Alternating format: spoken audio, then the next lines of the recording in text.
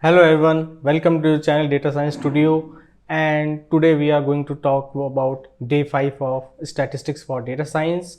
And today we'll talk about some other concepts of distribution, which is how to measure skewness, what is movement, and what is kurtosis. So let's get started. So first of all, we have to understand what is skewness. So skewness is the measure of the asymmetry present in the distribution of a variable. So what we know, what is meaning by asymmetry? So a frequency distribution of the set of values that is not symmetrical. So in our last session we have talked about normal distribution. So this is our normal distribution. So if this is my mean, then 50% of the data will lie on the left side and 50% of the data will lie on the right side. So this is called as symmetrical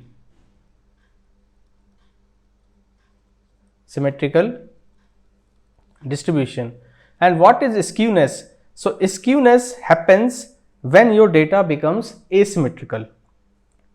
So in a skewed distribution, extreme values in a data set move towards one side or tail of a distribution. So this is my symmetric distribution. In symmetric distribution, your mean is equal to mode is equal to median. So your mean, median, mode all are equal in symmetric distribution, and this is also called as bell curve. But in case of asymmetric distribution, so if the tail is towards the right hand side, so if your graph is like this, so if the tail is towards the right hand side, so this tail is towards the right side, so this is called as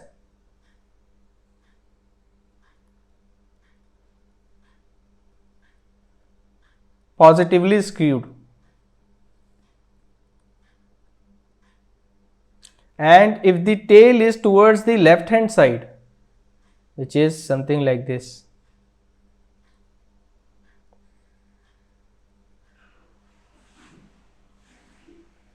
then it is called as negatively skewed. And when it is positively skewed, so mode will not change because mode is the frequency of the data, but your median and mean, they change. This is your median and this is your mean. And in case when the data is negatively skewed, your median is decreased.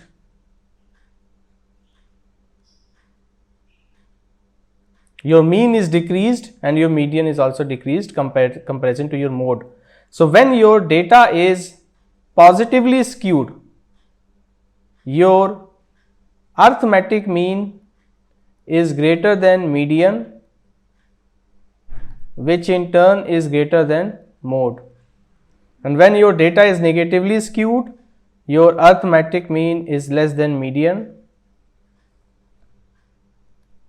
is less than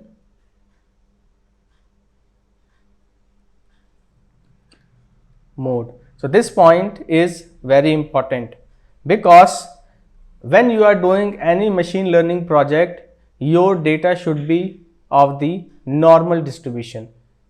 And when we are starting probability, we will understand why your data should be normally distributed. But for now, you have to understand in any machine learning algorithm, any data set which you are taking, that data should be normally distributed. If it is skewed, it might hamper your model fitness, because if your data is skewed, doesn't matter if it is on the right skewed or the left skewed, it will cause to have too many outliers in the data. So the main problem with this skewed data is the presence of outliers. So this is another problem with the skewed data. Now if I have to check the next topic is what is measure of skewness, how we can measure that, what is the degree of skewness in a distribution. So measure of skewness is nothing but the statistical measure to highlight if the variable is positively or negatively skewed and what is the extent of its skewness. So we have already discussed that in the positively skewed your mean is greater than median and greater than mode, and your negatively skewed your mean is less than median, which is again less than mode. In case of now there is another concept how to measure this skewness. This skewness is measured by, there is one concept which is called as absolute skewness, which is mean minus mode. So in our previous lecture we have discussed what is the difference between absolute measure and relative measure. Absolute measure you can use for a single variable only, but relative measure is a ratio, you can compare it with different variables of the different units.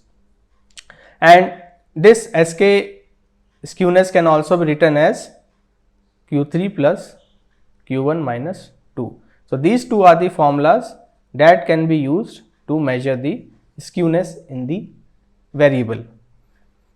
So for a positively skewed distribution, mean will be greater than mode, and for a negatively skewed variable mean is less than mode. So if your SK is positive, then it is positively skewed, and if your SK is negative, then it is negatively skewed. So larger the difference between the mean and mode, the bigger will be the asymmetrical distribution or skewness. So your difference between the mean and mode should not be large in a data set for a given variable. Now there is another thing which is called as relative measure. So relative measure is given by Karl Pearson, and it can be used to compare the different variables with different units. So your relative measure of Karl Pearson is mean minus mode divided by standard deviation. So this is your relative measure for a skewness, and you can also write it as, so this you can also write it as in another word, which is 3 times x bar minus median. In terms of median also you can calculate 3 times x bar minus median divided by sigma, which is standard deviation. So this is your relative measure. Again we have two formulas to calculate the Karl Pearson coefficient of skewness. Now we will see one example. So we have the sales of 2 brands and we want to calculate the Karl Pearson coefficient of skewness for the brand A and brand B. So the Karl Pearson coefficient of brand A will be SKP of A is equal to, so which is mean minus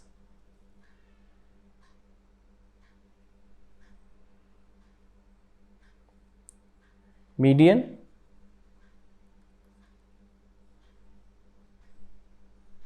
so this is 3 times mean minus median divided by sigma, so which will be 3 times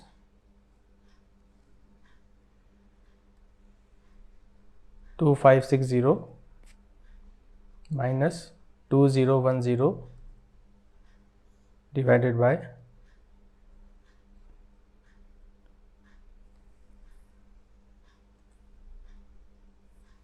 divided by 2150. So your after final calculation this ratio is 0.767. And similarly for brand A,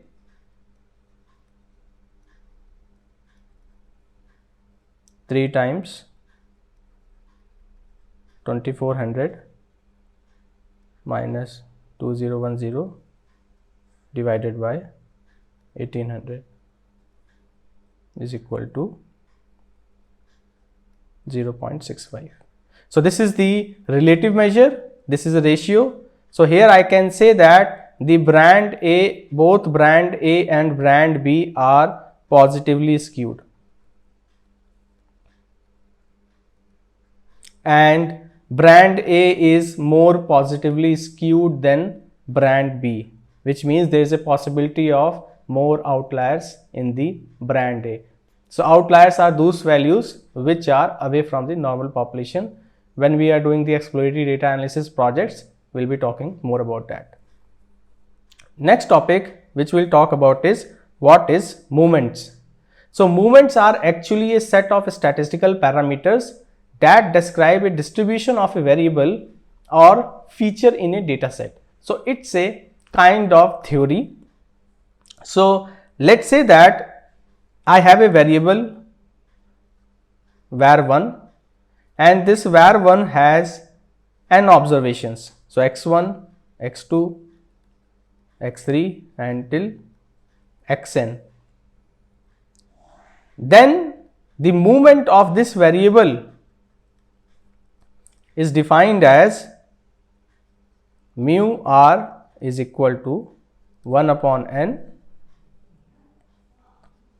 sigma x minus x bar की power r. So r is the movement around the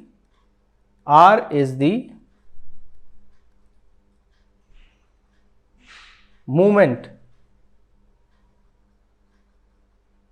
around the mean. So r is the movement amount around the mean, and there are four movements in the theory. So first movement, in first movement your r will be, first movement is mu1, which is about origin. So in case of origin your x bar will be 0. So your first movement mu1 is equal to 1 upon n sigma x. So this is nothing but mean. So your first movement is actually mean, and similarly your second movement will be mu2 is equal to sigma x minus x bar whole square. So this is known as variance. So again, movement are a set of statistical parameters that describe a distribution of a variable in a data set. So your mean describes the central value of the data set, your variance describes how the data is distributed around the mean, and your third movement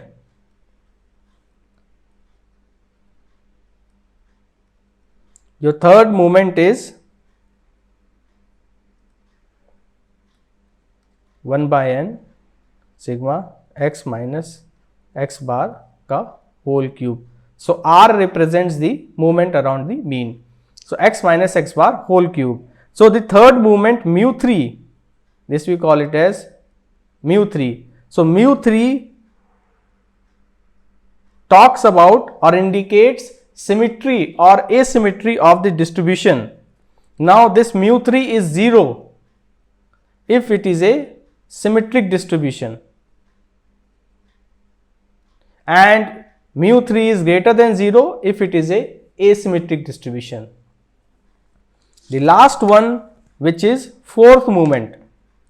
So fourth movement talks about kurtosis, which is mu4.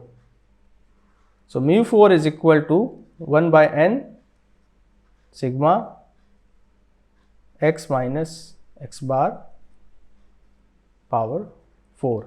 So this is kurtosis. Now what is kurtosis? So kurtosis refers to the degree of flatness or peakedness in the area around the mode of a frequency distribution. So whenever your data is distributed more around the mode, that particular phenomena is called as kurtosis.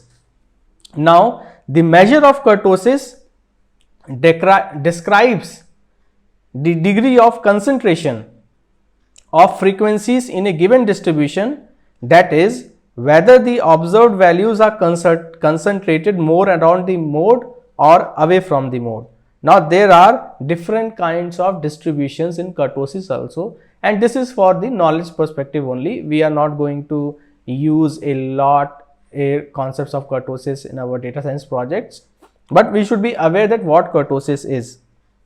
So there is one thing which is called as leptokurtic.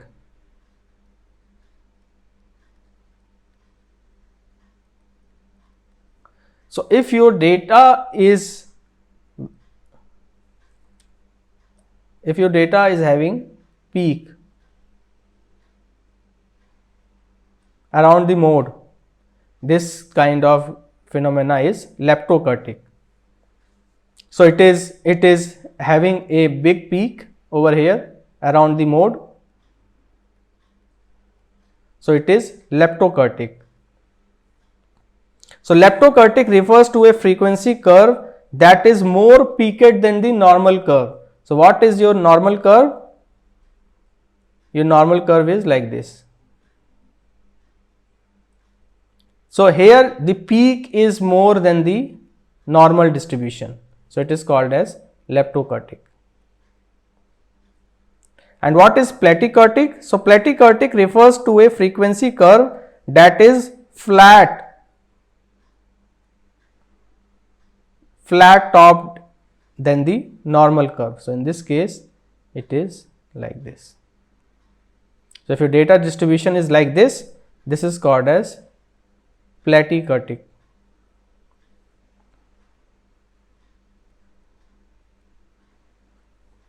And what is mesokurtic? This is mesokurtic. So what is mesokurtic? So if your data distribution is symmetrical in nature or bell curve in nature, then it is mesokurtic.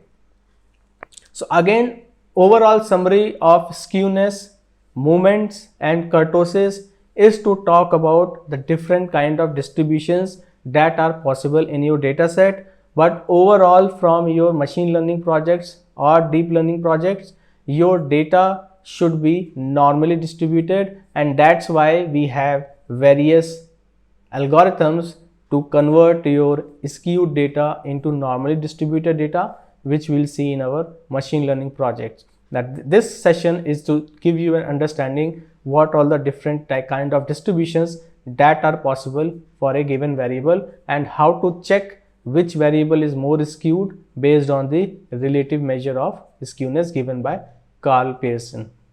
So in our next session, we will be starting very interesting topic, which is probability. Till now we have talked about a different kind of distributions. Now we are entering into probability, and then we will be starting the inferential statistics, which is again very interesting topic. So please subscribe, like and comment your channel, and stay tuned and stay connected. Thank you.